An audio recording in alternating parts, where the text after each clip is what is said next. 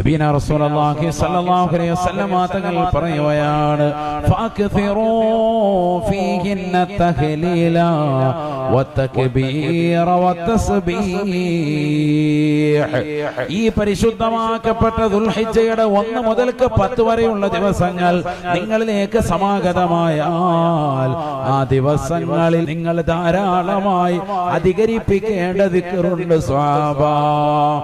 ആ ദിക്ർ ഏതാണ്? സുബ്ഹാനല്ലാഹി വൽഹംദുലില്ലാഹി വലാ ഇലാഹ ഇല്ലല്ലാഹു വല്ലാഹു അക്ബർ.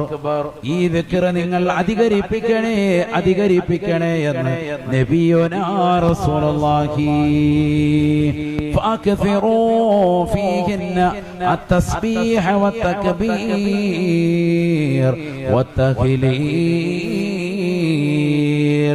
സുബ്ഹാന